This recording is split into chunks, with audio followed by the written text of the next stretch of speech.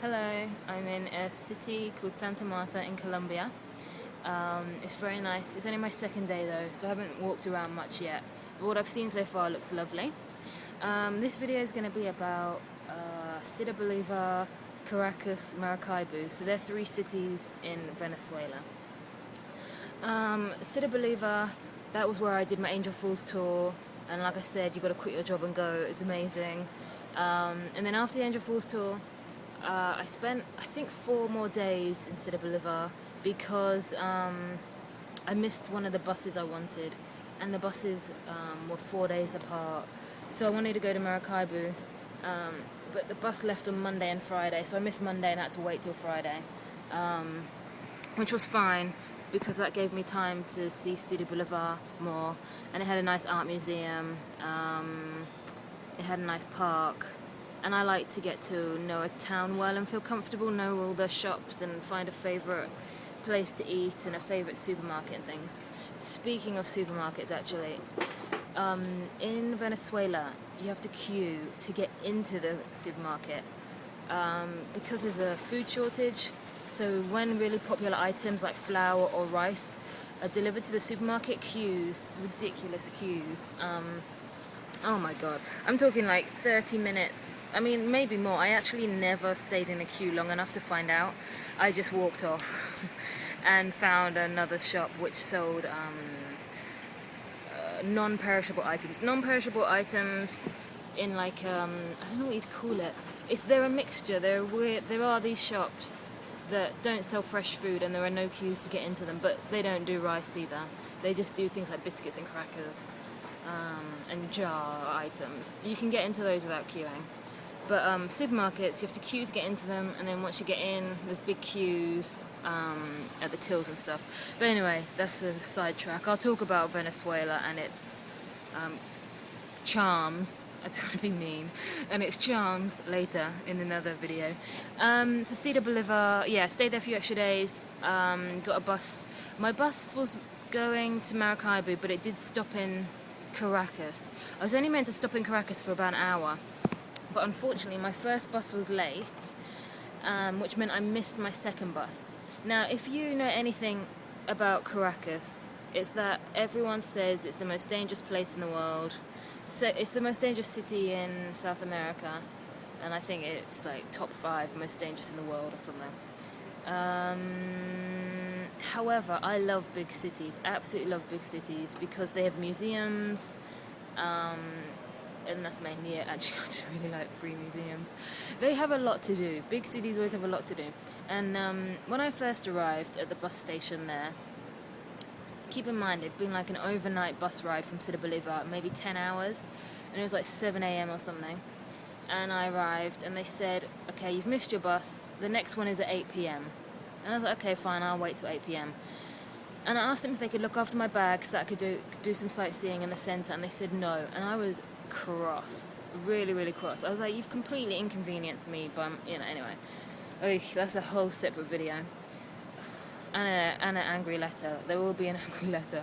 But anyway, so I asked for a taxi into town, and it's like 100 bolivars, which isn't bad, but I wasn't going to pay that. So I started walking off in a bit of a huff, and luckily one of the taxi drivers caught me, and he said, look, there's a metro underground. So I was like, oh, okay, brilliant, fab, thank you for telling me. So I went and got the underground, the metro, and I visited 2 art museums. Now the funny thing is, when I stepped out of the metro, when I got into the metro it was fine. When I stepped out at the other end in the centre of Caracas, I saw a protest, and that's when it hit me. I was like, oh my gosh, this is that place that's on TV where people shoot each other. Protests, I don't know statistics, but lots of people have been killed in protests in Caracas. I think a lot of them have been students as well. But anyway, so I saw a protest. Thank God I was in a gap. So there was people with flags and drums at one side of the road, and then on the other end there was more. But luckily where I was, there was a gap. So I walked through the gap, went straight to the museum. I didn't mess around in Caracas. You shouldn't mess around anyway. Just always keep moving is my information. Don't, stand on a corner looking lost, and don't dilly-dally. The museums were lovely. There were some amazing artists in Venezuela. There's one I really, really, really liked, and I'll find their name and I'll share some of their artwork. I think that might be everything to do with Caracas. It was literally just a one-day thing. 2 museums, a pizza, and then I got on the coach to Maracaibo. So, just a bit of geography. Ciudad Boliva is in the east. Caracas is in like the north, central north, and Maracaibo is on the west of Venezuela. So I basically crossed the whole of the country in a space of 2 days. So yeah, I got the night bus from Caracas to Maracaibo, arrived in Maracaibo. God, I can't remember. It was a good time though. You know, like maybe 11 a.m. So that's always a good time to arrive at places. Still daylight, things are still open. You know, that's always handy time to arrive. Maracaibo, I stayed at a posada called Posada O'Leary, and I've got a friend called O'Leary, that's her last name, so that was cool. I didn't know. That was really nice. It was a swanky place, and by swanky I mean they tiled all the flooring, and you know, when you have tiled flooring it immediately ups the place. So it was swanky. It was the most expensive place I've stayed in Venezuela. I had my own TV with cable and I had AC rather than a fan. So it was nice. It cost me £5 a night, which is dirt cheap, as you know. But it was like, oh man, I was used to paying £3 a night. So it was a bit like, ugh. But I had a TV and I've never had a TV so far, so that was nice. And I caught up with some American shows, and so that was nice. I don't think there's... What else about Maracaibo? I saw some friends from FIFA. So they're both Venezuelan and they went to Manaus to volunteer. And they both happen to live in Maracaibo, so they showed me around. I was in that town for maybe 2-3 days, not long, because I was running out of black market money. And I didn't want to... Oh, I've explained this before, I'm sure. The black market is great. It gives you a really good exchange rate. The official exchange rate is rubbish. So I never used a cash machine in Venezuela, for example, because that would have been the official exchange rate. I brought Brazilian money in and I turned it into Venezuelan money. And I was running out. Oh, I did use a cash machine. Crap. Yeah, the last night in Venezuela, because I wanted to make sure I had enough money when I was crossing the border. So I did use one cash machine. Yeah, that was kind of annoying, but you have to. You know, I just ran out of money, and crossing a border, I thought I'd better be prepared, because, you know, in case I need money for things. So Maracaibo, I was there for 2 days, I think. Oh no, 3 days. 2 nights, 3 days. And then I went to Santa Marta. Sorry, my brain's going slowly. Santa Marta in Colombia. I went to Santa Marta because it's north. It's where you can get to, basically. I had no research done. I had no idea what the activities were here. It was just like the biggest city in Colombia that was near the border, but not the border city. Yeah, border cities aren't that safe, really. Try and avoid them if you can. So I wanted to get a bus from Maracaibo to Santa Marta, but sadly the buses have been suspended. That's partly to do with some economical problems Venezuela are having, and possibly, though I'm not sure, maybe safety concerns as well. So I couldn't get a bus. My second option was to get a shared taxi. It's what it sounds like. You get in a taxi with a whole bunch of other people and you cross the border, you pay the taxi driver, and that's that. I must admit I wasn't thrilled with the concept. Not because I don't believe in sharing taxis, but because I just thought the safety risk of it. You know, what if the taxi driver didn't stop at the border posts so I couldn't get my exit stamp or my entry stamp? What if the taxi driver didn't take me to the bus terminal in Colombia so I could get a bus to Santa Marta? It was just so many different variables. I was like, what if the passengers are annoying? You know, what if they find out I'm English and then they tell someone to meet the taxi at the other side and that someone then kidnaps me? I mean, these are worst case scenarios. However, I don't know if I told you this, but a friend of mine did get kidnapped. So I have heard these horror stories, and they were playing in my head, so I wasn't looking forward to this shared taxi journey. And I'd heard stories about crossing the border and stuff, and people having stuff nicked from them and stuff. Anyway, it all went completely fine. We crossed the border. It took maybe 3 hours to get to the border, and then the town on the other side began with an M, but I can't remember what it's called. And literally, the taxi driver dropped us outside the station, and within 15 minutes, I was on a bus to Santa Marta, and I couldn't have been on that bus quicker. That border city didn't seem nice. It was the kind of place where people walk up to you and they yell at you, like, buy this, buy this, buy this, and you just like, leave me alone. So yeah, within 15 minutes, I was on a bus out of there, which was really good. Now, I'll tell you something, I wasn't prepared for this border crossing, and it didn't hit me until I got to the border, and I was outside the Colombian office, and I was like, crap, am I eligible to go into this country? I hadn't even looked it up. I've been very blasé about it, because I was like, ugh, UK passport, I'm allowed everywhere, but I really should have looked it up. Thank God, UK passport, I'm allowed everywhere, so it was completely fine. They gave me a 90-day tourist visa, but I had no idea what I needed. I didn't even have Colombian money. I didn't have an address in Colombia. That they did ask me for an address in Colombia, and thank God, I just got out my Lonely Planet guide and I just read out one of the hotels listed in that, and they accepted that. But yeah, that definitely, you've got to be more prepared for border crossings than I was.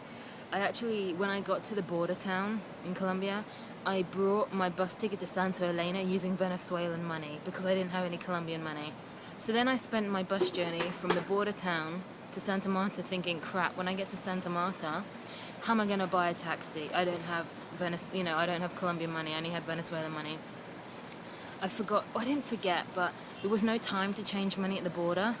That's where you can change money. You'll see people holding wads of cash, and they're just, but we were in a rush, because that's the thing, you feel pressured. In the taxi, there were 6 people. One was the driver. It was very cramped, trust me, very cramped. Only one other person needed stamps. I'm not sure about the other 3. I don't know what nationality they were. I think they were Venezuelan, and for some reason they didn't need stamps or anything. But me and the guy next to me, who was Colombian, he needed entry and exit stamps. Thank God, because he helped me. Like, he showed me where the offices were and waited for me and stuff, and helped me find the taxi after, because there were thousands of cars and trucks and lorries, so it's hard to identify like which car is yours and stuff. So yeah, I got the bus to Santa Marta, got off at Santa Marta. Again, I had no Colombian money, and the thing about bus terminals in Colombia, and Venezuela, is that they don't put them in the city center. They put them on the outskirts of the city, so you can't walk to a hostel or anything. Well, unless there's one next to the bus station. You can't walk to the city center, basically. You have to get a taxi or a bus. So I was mildly freaked out, but thank God I found a tourist information office at the bus center, which is very Colombian. Venezuela wouldn't have that. Venezuela is, I'll make a video about Venezuela. Anyway, I like it. I love it a lot, and I wouldn't have left if I had money, but I didn't have money, so I had to leave. So anyway, I had a tourist office, thank God, and we used Google Translate to communicate to each other. She told me where the ATM was, and she even showed, just told me about the money, because here it's ridiculous. We have like £1, £2, £5, £10. They have like millions. They have thousands and millions. So you look at a note and it has hundreds of zeros on it, and you're just like, what the hell? I had no idea what anything was worth, so she explained all the money to me. She then helped me get a taxi to the center, which was really kind. She told me the maximum price to pay the taxi. She was like, pay 5,000 pesos maximum, absolutely maximum. And when I got to my hostel, the taxi driver was like, I want 10. I was like, no. The lady told me 5. He's like, I want 7. I was like, no. And I just gave him 5 and walked off. Oh my God, taxi drivers. Oh my God. I've been overpaying them. So it was good to have her advice. I didn't mind overpaying them in Venezuela, because it was like 80 pence, and you can't argue about 10 pence here, 20 pence there. But anyway, so that was fun. I'm in a really nice hostel. This is it. It's got a roof terrace. It has a gym. There's the gym. Can you see? I'll demonstrate one of the weights. It's like the heaviest weight in the world. Literally, I can barely pick it up. Look at this thing. Can you see it? Oh my god. It's like 10 million pounds. Actually, I'm not even sure. It doesn't have a measurement on it. There's a swimming pool. I've had 2 swims, which took me back to my swimathon days, which was nice. So there's the swimming pool. Isn't that nice? It's on the ground floor. It's right opposite my room. And what was nice is last night I was in the swimming pool watching TV. Because at the one end of the swimming pool there's a dormitory, which I'm in, and the other end there's a TV room, so that was nice. This is the deck. This is the outside area. Here are some nice hammocks, and that's where I hung out last night. I'll show you a little bit of the city. So there's a nice cathedral over there. That building there. And there's a massive rock over here. I think it's over here. I can't remember the name, but you can visit the rock. I think it's this side. Here's a cactus. That's the really nice thing about Colombia. There's tons of cacti everywhere. I saw it on the bus. Can you see? Yeah, it's a bit hard to see. Okay. So this is the view. It's very nice. It's about 8 a.m. right now, 8:30. Just goes to show how sunny and warm it already is. I think there's a big rock I saw last night. And if it's not that rock, then it might be that one over there. But one of those rocks is in the water, and you can scuba dive around it. And there's a lighthouse. I'm not sure. Maybe it is that one over there. This is the street. People are moving around already. So that's everything. I'm exhausted. I'm tired. Oh my good god. Okay, this is what I'm going to miss about Venezuela. Venezuela doesn't do dormitories. Typically, it does single rooms. Thank God. I miss it so much. Last night I had to stay in a room with 9 other people. It cost me £6. They were flipping noisy. Oh my god, don't even get me started. And that's the only thing I care about. Couldn't care less about mess or whatever, but just noise. Sorry, I'm trying to get... Oh, maybe I'll just stand this way. Noise is ridiculous. I can't stand too much noise. Yeah, whereas in Venezuela I had my own room for £5. So here I've got my share room for £6. However, it does throw in a roof terrace and a pool, so I can't complain. But yeah, I'm going to try today and actually find another hostel. I doubt I'll have a pool anymore, but I can live with that. It's the noise that kills me because I'm so tired. I had like maybe 6 hours sleep, if that. Yeah, that's no good. I'm an 8 hours sleep kind of person. I think I've got a lot to do today. There's like I said, I had no idea about Santa Marta, but there's a tour. It's meant to be like Machu Picchu, not as good, but it's along those lines. It's called the Lost City. It's a 5-day hike. I'm not going to do it tomorrow. I don't feel up for it. I'll do it the next day, Friday. So I'll do that. That'd be nice. There's meant to be some really nice beaches. I can imagine. I saw one on the way in, and it had palm trees, and that's it. That's all you need on a beach: palm trees and blue water. It's the kind of thing where if I just rented a hut, I could live there for a week, or more. I mean, a week minimum. I think that's about it. I'm tired. This is a long video. It's going to take ages to upload. Well, I think that's... Yeah, I've got to find a bank. Got to change the rest of my bolivars into pesos if I can. I think that's mainly it. Find a few more tours. There's a park, a national park nearby, and apparently you can rent horses in it. So I'm going to horse ride a lot. I absolutely love horse riding. I think that's it. Yeah, that's about it, really. Colombia's nice. It seems a bit safer than Venezuela. It's more expensive. I don't like that. Everything's more expensive. I don't know how to describe it, but it's closer to England than Venezuela is. It's, the supermarkets. There was no queue to get in the supermarket. That's the first sign of development, really. Of normalness. Anyway, I'm going to go now. Ciao. Hello. This is a follow-on video from the video I recorded earlier about 8:30 a.m. It's now 10:30 a.m. and I have moved hostels. I'm in one where I have my own room. It's amazing. I have a TV. It's exactly the same price as the hostel I was in before, with the 9 other people in the dorm, and the swimming pool. But now I have no swimming pool, but I have a TV and my own space, and oh my gosh, I'm really, really pleased. This is the room. I haven't made too much mess yet. It has a fan. It just does the job. Whew. And hopefully it'll be quiet. Here's the TV. Here's the ensuite. So yeah, it's definitely keeping it minimal. But peace of mind. I've noticed I like quiet. The other hostel was very youthy, very gap year. It was gap year. It was young people. OMG. It was people who you're kind of surprised their parents let them go away without parental provision. It was that kind of age group, gap year. So yeah, that's all I have to say.